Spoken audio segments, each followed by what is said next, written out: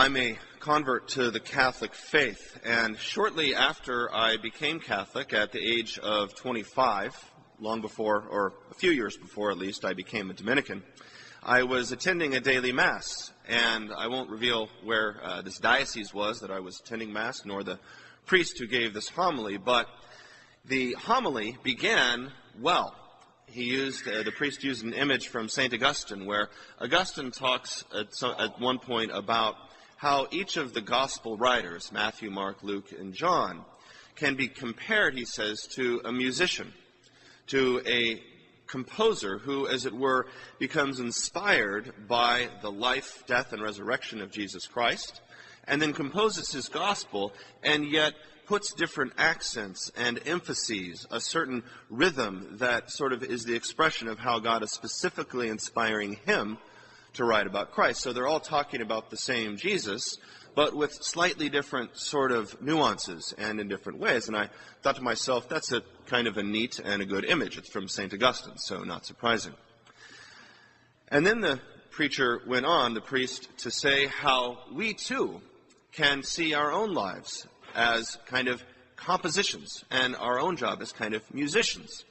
Because as we in our own life become inspired by and believe in Jesus Christ, we have to make practical decisions in our life of how to live out the gospel. And so this will involve, on some level, our own, obviously, intellect and will and creativity and difficult sort of practical decisions day to day that involve the gifts and talents that God has given us. And I thought to myself, yeah, that's kind of a neat image too. I can go there. And then he went on to say how he said, yes, it's for us today, he says, to write our own gospels. It's for us today, he says, to look at the life of Christ and yet compose our own piece about Jesus, putting our own interpretation on who Jesus is.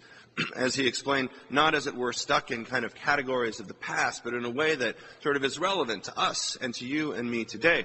And at that point, I kind of clicked in my head and said, okay, I think we've just gone a little out of bounds here. There's a flag, as it were, on the field. Why so? Well, it's useful to reflect, I think. There's a way in which his image works. Being Christian, following Christ, being Catholic is difficult. We can't just open up the scriptures and find kind of a blow-by-blow revelation from an angel, as it were, about how we're supposed to live every particular decision in our life from day to day. God gives us an intellect and a will, and it does require a lot of, let's say, sort of energy and imagination to take Christ, to take the teachings of the church and the gospel and apply them to our lives. And yet where his sort of last point fails is a pretty big failure indeed. Neither you or I are privileged sort of inspired recipients of public revelation, first of all, that the gospel writers were. But more subtly, his image gives in, I think, far too easily to a peculiarly modern temptation that goes back, I would say, all the way to at least the 1700s, which is that in the modern world, we seem to have this raging and roaring desire to apply and sort of put complete trust in our own human powers, and our own powers to, as it were, make decisions about our life and sort of fashioned identities for ourselves. Immanuel Kant, the great, one of the most prominent philosophers from the 18th century, puts happiness this way. He actually defines happiness as reaching a state where you're not dependent on anyone else, where you have entirely determined for yourself, by your own power of your will, your life, so that you don't depend on anybody. You have decided for yourself what's good for you and what will make you happy. This is practically a modern creed that we live by today, right? On the other hand, what our faith teaches us in many ways is kind of exactly the opposite. Our identities, it's not up to us to just sort of fashion an identity for ourselves, to just choose how we define happiness. Our identities are received from God, are received from Christ. You can put that kind of modern creed in another way. One of the papal household preachers from John Paul II's days and Benedict, Father Raniero Cantalamessa, a Capuchin Franciscan, said that he thought that the most pervasive heresy in the modern Western world today was the heresy of Pelagianism. You heard of Pelagianism? It's from the early church. Augustine spent a great deal of time arguing with Pelagius, who was eventually condemned as a heretic. But what Pelagius argues is that we don't need the grace of God to go to heaven. That if we just apply the force of our own will and our own imagination and work hard enough, then God kind of looks on us and says, wow, that's pretty impressive. I'll let you go to heaven because you've worked so hard. I'll let you go to heaven because you're such a good person. And you can do this sort of apart from grace. This is practically kind of the modern creed that we live in. The message of our faith is, again, very different, and the scriptures today show us this very clearly. In the first reading from the prophet Amos, Amos is critiquing the nation of Israel, and how does he do it? He says, "Woe to the complacent Zion." He says, "Lying upon beds of ivory, stretched comfortably on their couches, they eat lambs taken from the flock and calves from the stall." And then he says something interesting. He says, "Improvising to the music of the harp, like David, they devise their own accompaniments." They devise their own accompaniments. That reference to David, I think there's a kind of double-edged sort of reference there.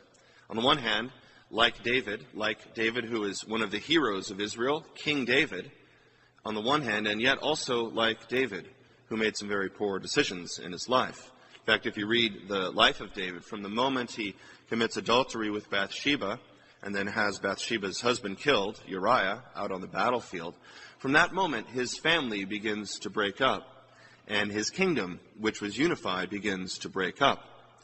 This goes very directly to a perennial understanding of Scripture and the church, which is that sin has a very practical consequence in our lives. Sin affects how we see things, or our, as it were, lack of ability to see things. It affects our soul and our mind and our heart. One of the sort of consistent images in the Old Testament and the prophets is about the makers of idols, the makers of, as it were, sort of statues, right? We don't really have many idol shops today. We have perhaps our different kinds of idols. But in the Psalms and in the prophets, you hear this refrain that, of this description of these dumb idols, that they have ears but they cannot hear, they have eyes but they cannot see, they have nostrils but they cannot smell, they have mouths but they cannot speak. And then there's always a kicker. It says, their makers will come to be like them. Their makers will come to be like them. In other words, whenever we choose anything that's not God to sort of set our hearts on as our number one priority that impedes giving glory and honor to God in our life, as it were, our ears become shut. There's a kind of blinding effect it has on our ability to see things. Not only do we sort of become alienated from God through sin, but we can't see things even that are happening in the world, and our family, and our relationships as clearly. At the end of the reading from the prophet Amos, he brings this out. It says, "They drink wine from bowls, anoint themselves with the best oils, yet they are not made ill by the collapse of Joseph." It doesn't bother them that they look around at the house of Israel and everything's falling apart. Why? Apparently they were too busy sort of feasting on delicacies. They were too busy sort of being comfortable, pursuing their own version of happiness, writing their own gospels, as it were, for what would make them happy. This is a pretty good description of our modern world as well. Sin not only alienates us from God, it blinds us to things going on around us so that we can't see, as it were, the real problems in our own lives and in the world as clearly. Now we can turn this around and state it positively. John of the Cross, the great Carmelite mystic, has a very succinct phrase. He says, "We become what we love." We become what we love. In other words, when we set our hearts, our love, our primary love, on things that are base and degrading and ugly and contrary to God's plan and desire and will, it begins to degrade us. We ourselves become deformed. We ourselves don't become that full, flourishing human being which God desires. On the other hand, when we set our hearts on God in worship, in the sacrifice of the Mass, when we set our hearts on, above all, the Eucharist. We're literally come to be infused with God's own divine life. We become more and more like God. It has a practical effect on who we are. This is a deeply kind of Catholic sensibility.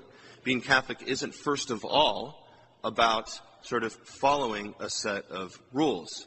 The law is there. The law is good. The Church gives us guidance. We need all of these things. But fundamentally, it's about union with Christ in his own, indeed, body and blood as he transforms us to be like him day by day. We've all perhaps had the experience of having a really good friend or a group of friends. This happens in families as well.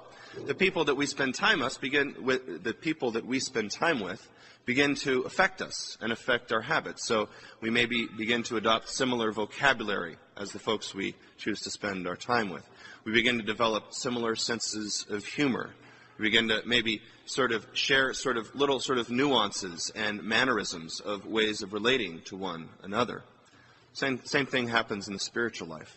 When we bring ourselves before God in contemplation, in prayer, when we set our hearts, as it were, on God, God teaches us, as it were, inwardly and secretly in the interior of our souls to become more and more like him, to adopt, as it were, the habit and posture and way of seeing the world as Christ himself sees it. C.S. Lewis, the great Anglican, not Catholic, but Anglican author of the previous century, put it this way. He says, when we set our hearts on heaven, then we will get earth thrown in. But if we set our hearts on earth, then we won't get either one, right?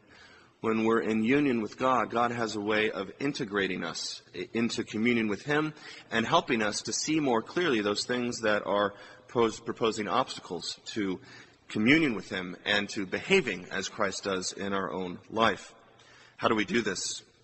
The gospel gives a pretty good start to thinking about it. It's a familiar passage and image. I'm sure we know it. It's where we have the rich man and Lazarus. Lazarus, who was physically sort of ill and sick, or is described in the story, and the rich man who has to beg his bread. And the rich man, on the other hand, who feasts sumptuously every day, dresses in fine linen and clothing.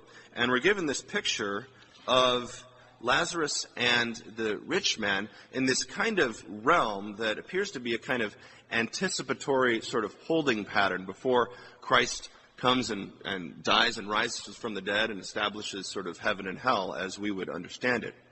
The language of the text, the Greek actually refers to it as Hades. That's that word, the netherworld, that gets translated in the reading that we had. But in this sort of realm, there is sort of this system that God is beginning to work out. So what happens? Lazarus goes up to the bosom of Abraham. The rich man is suffering in torment and in pain. And he cries out to Lazarus and to Abraham. He says, Abraham, tell Lazarus to come down and dip his finger in the cool water and touch it to my tongue. I'm suffering in torment. And Abraham kind of gives a disturbing answer, certainly disturbing to our kind of modern sensibilities today. He hears him, but he says, no. He says, there's a great chasm that's fixed between you and me. We can't cross over. And then he says, well, okay, but at least go to my family and my brothers and tell them about this place because they need to know. And he says, no, they have Moses and the prophets. And he says, yes, but if you go and tell them, then they'll realize what's at stake. And Abraham says, no. He says, if they won't listen to Moses and the prophets, then they won't listen to someone who will rise from the dead. It speaks to the real mystery of God's judgment, of God's wisdom, of God's providence. Why is it that some people fall away from the faith or don't come to faith? Why is it that some end up not in communion with God and under the threat of eternal punishment? We can't obviously know these things in particular for any other people, but we can know and attend to ourselves first. And we do that, I would suggest, through the gospel, through attending to sort of the posture, as it were, that Lazarus took. Lazarus was physically poor. Physical poverty and indigence isn't an intrinsic good, but spiritual poverty is. In our own lives, to adopt that humility, that poverty of spirit, which would come to God completely poor, acknowledging that we don't know the answers. I don't know how to live life according to sort of my own gospel plan, or as it were, the gospel that I tried to write didn't work. Where are those sort of grudges and sins that we're holding onto that are impeding our own union with God? It's for us to come to God impoverished, to receive His grace, to receive His own divine life, and have that interiorly transform us day by day. As a priest, I see this very frequently. One of the most sort of striking places it usually appears for me in my experience is when we're planning funerals. When families come to me or people come to me who have just lost a loved one, who have just lost a close family member or friend, there's a real difference that I see between if they've been sort of practicing their faith, cultivating a life of prayer, or not. Obviously, we all grieve, no matter whether we have faith or not, when we lose someone close to us. But very frequently, I'll see people who don't have faith or who have been alienated from the church for many years. And when the death strikes, there's this kind of heavy, really kind of sad, dark, just complete bewilderment that can overtake people. Complete sort of disorientation, not knowing anywhere in their grief to look. It's a profoundly sad thing to see. Obviously, the church receives everyone with mercy, and often the points, sort of experiences of death can be opportunities of conversion. But I notice a difference. Families who have been practicing their faith, who have been cultivating a life of prayer, when they lose someone, it's not as if they don't grieve, but there's something more. There's this deeper power. There's this deeper presence that they have where they know, as much as they're grieving, that somehow God is going to help them, that there is hope. There's this deep presence that perhaps they can't even explain, but that is with them and is helping them. That's that divine life of Christ that is within each of us, that none of us perhaps experiences perfectly, and yet as we approach God day by day, He infuses us with that divine life, makes us more like Himself, and, as it were, brings us into tune with sort of the harmony of His salvific plan for the world. So we pray for that grace. We pray for that deep transformation of ourselves to become more and more like Christ, above all, through union with Him in prayer and the sacraments, so that we would indeed be inspired to have the imagination and the vision to see our own lives clearly and to see how we can best give ourselves for the conversion of ourselves and others and the world.